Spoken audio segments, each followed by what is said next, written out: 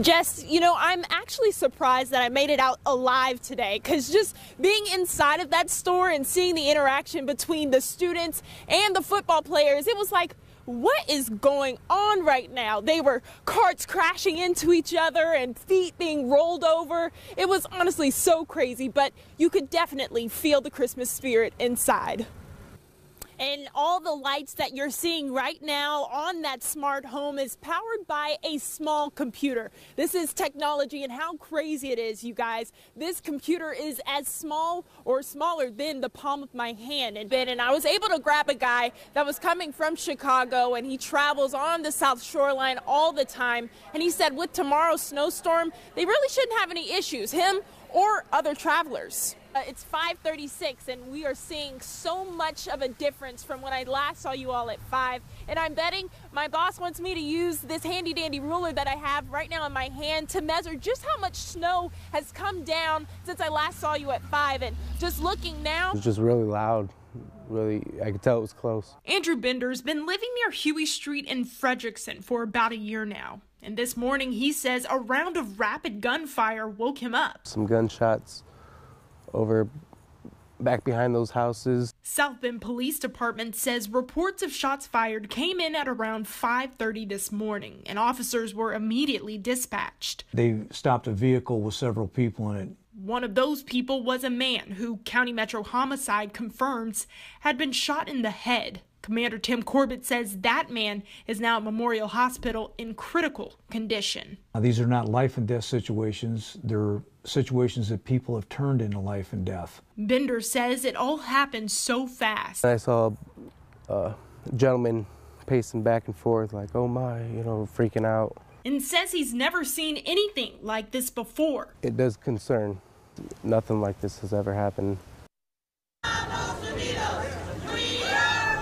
It's the words of hundreds right here at the Elkhart County Courthouse Saturday afternoon. And I want you to raise your hand if you believe that we do not want an immigration detention facility in Elkhart County, Indiana.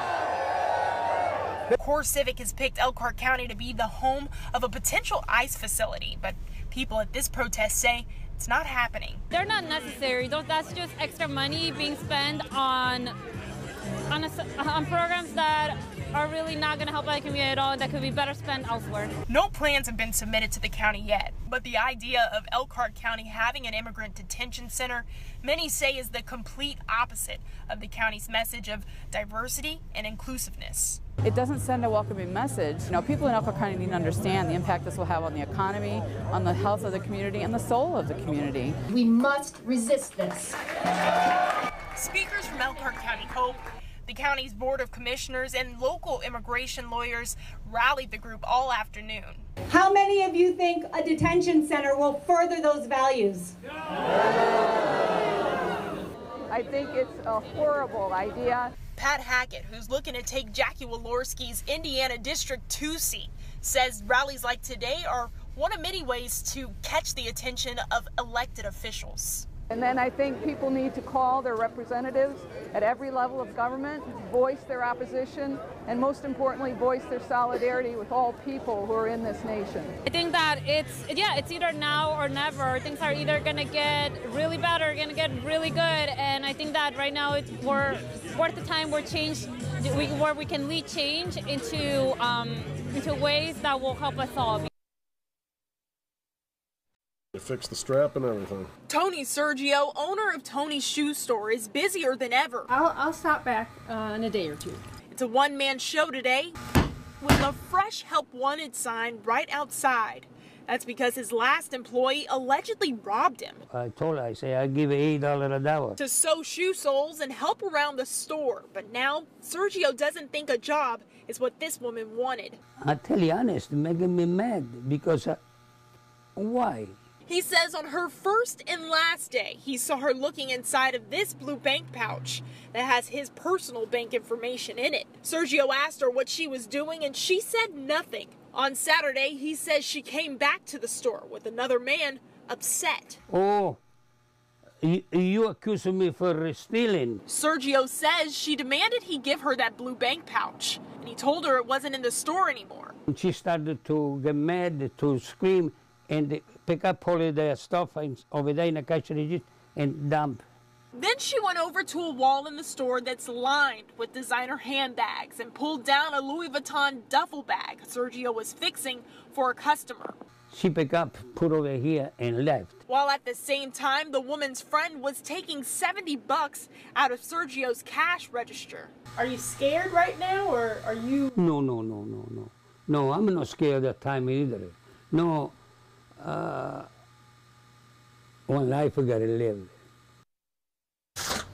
Hello. Hey, how's it going? Good, Dan, right? Yep, I'm Kenny. This is just one of the many service stops for Kenny Secor, senior service technician at Lutz Heating and Air Conditioning. If the furnace gets too hot, it'll shut the furnace down. And today is the beginning of a pretty special deal for local veterans. The business is offering them free service calls for the rest of November. You're in the service, or your family member is in the service, you know, your spouse is overseas or something and you need help, please call us. Secor, a veteran himself, says this is the company's first time doing this. He says they just want to honor America's brave and show the company's dedication to service. The integrity of the company that we have here, yeah, it just feels really good to be able to give back like that. The idea coming from the owner, who just became a U.S. citizen a couple months ago. He gained a lot of a respect from that process. Respect for the country and respect for how we get to be the country that we are, which is, of course, the brave men and women that fight for us. Now, normally a service call would cost $75. That covers the technician's trip and a diagnosis of the problem. Pretty good shape. However, that fee will be waived starting today.